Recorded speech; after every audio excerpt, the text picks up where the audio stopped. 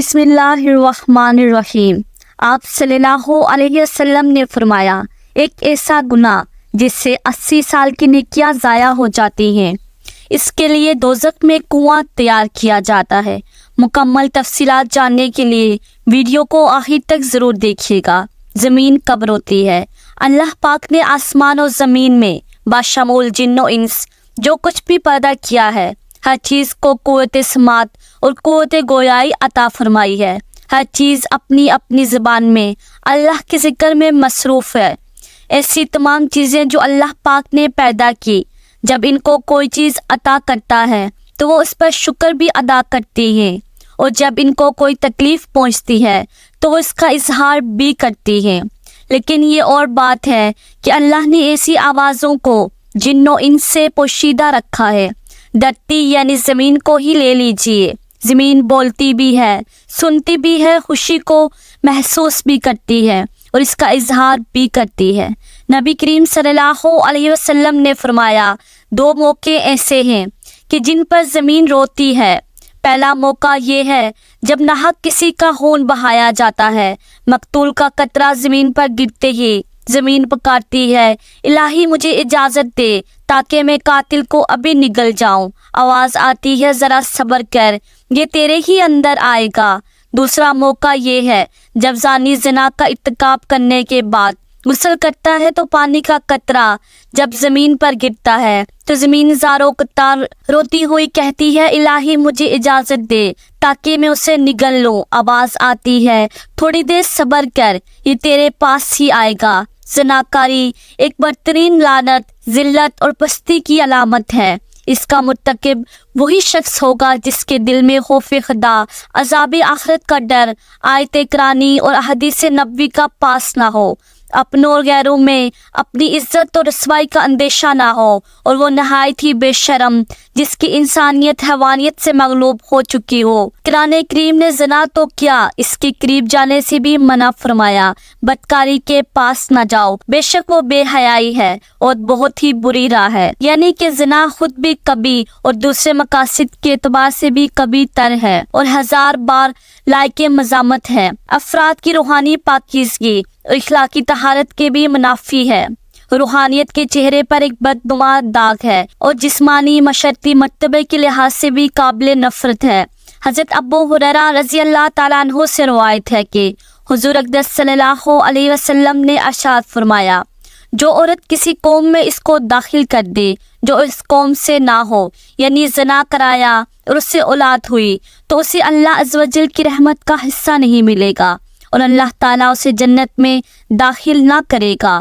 حضرت عبداللہ بن عباس رضی اللہ تعالیٰ عنہ سے روایت ہے کہ رسول اللہ صلی اللہ علیہ وسلم نے ارشاد فرمایا، جس قوم میں زنا اور سود ظاہر ہو جائے تو انہوں نے اپنے لیے اللہ عز و جل کے عذاب کو حلال کر لیا۔ حضرت عمر بن عاص رضی اللہ تعالیٰ عنہ سے روایت ہے کہ نبی کریم صلی اللہ علیہ وسلم نے ارشاد فرمایا، جس قوم میں زنا ظاہر ہوگا وہ قحط میں گرفتار ہوگی، اور جس قوم میں رشوت کا ظہور ہوگا وہ روم میں گرفتار ہوگی۔ حضرت بریدہ رضی اللہ تعالیٰ عنہ سے روایت ہے کہ رسول اللہ صلی اللہ علیہ وسلم نے فرمایا، 7 آسمان اور 7 زمینیں بوڑھی زانی پر لعنت کرتی ہیں۔ نبی کریم صلی اللہ علیہ وسلم نے فرمایا، زنا سے 6 باتیں ظہور پذیر ہوتی ہیں، 3 دنیا میں، 3 آخرت میں۔ دنیا میں زانی کا چہرہ سیاہ ہو جائے گا، اس لیے اس کے رزق میں تنگی آئے گی اور عمر سے برکت نکل جائے گی۔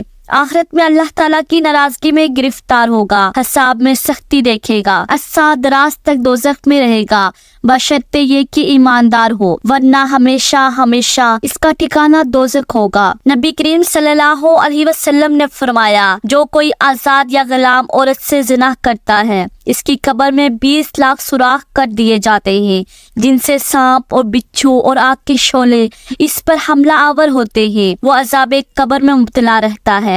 اسی طرح نبی اکرم صلی اللہ علیہ وسلم نے فرمایا، 3 قسم کے آدمیوں پر اللہ تعالیٰ نظر رحمت نہیں فرمائیں گے۔ نمبر 1 بوڑھا زانی، نمبر 2 جھوٹی تقریریں کرنے والا، نمبر 3 تکبر کرنے والا فقیر۔ آپ صلی اللہ علیہ وسلم نے فرمایا، زنا سے 80 سال کی نیکیاں برباد ہو جاتی ہیں، اور دوزخ میں ایک کنواں زانیوں کے لیے تیار کیا جاتا ہے جس میں انہیں عذاب دیا جاتا رہے گا۔ اس کا نام ہاویہ ہے۔ اس سے اگر ایک ذرہ نکال کر دوزخ کے دوسرے حصوں میں ڈالا جائے تو اس سے جل جائیں گے۔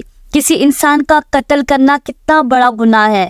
احادیث سن لیجئے۔ حضرت ابو سعید خدری اور حضرت ابو ہریرہ رضی اللہ تعالیٰ عنہ سے روایت ہے کہ حضور نبی کریم صلی اللہ علیہ وسلم نے مومن کے قاتل کی سزا جہنم بیان کرتے ہوئے ارشاد فرمایا، اگر تمام آسمانوں اور زمین والے کسی ایک مومن کے قتل میں شریک ہو جائیں تب بھی یقیناً اللہ تعالیٰ ان سب کو جہنم میں جھونک دے گا۔ قتل و غارت گری، خون ریزی اور فتنہ فساد اور ناحق خون بہانا اتنا بڑا جرم ہے کہ قیامت کے دن اللہ تعالیٰ ایسے مجرموں کو سب سے پہلے بے نقاب کر کے کیفری کی اقدار تک پہنچائے گا۔ حضرت عبداللہ بن مسعود رضی اللہ تعالیٰ عنہ بیان کرتے ہیں کہ حضور اکرم صلی اللہ علیہ وسلم نے خون ریزی کی شدت بیان کرتے ہوئے ارشاد فرمایا، قیامت کے دن سب سے پہلے خون ریزی کا فیصلہ سنایا جائے گا۔ حضرت عبداللہ بن عمر رضی اللہ تعالیٰ عنہ سے روایت ہے کہ نبی اکرم صلی اللہ علیہ وسلم نے باہمی خون خرابہ اور لڑائی جھگڑے کے تباکن نتائج سے خبردار کرتے ہوئے فرمایا کہ قتل و غارت گری اتنا بڑا جرم ہے کہ اگر کوئی فرد یا طبقہ اس میں ایک مرتبہ ملوث ہو جائے تو پھر اسے اس سے نکلنے کا راستہ نہیں ملے گا۔ اللہ پاک ہمیں نیک اعمال کرنے کی توفیق عطا فرمائے اور ہمارا خاتمہ ایمان پر فرمائے، آمین یا رب العالمین۔ ناظرین، کمنٹس باکس میں ایک بار آمین ضرور ٹائپ کیجیے گا۔ شکریہ۔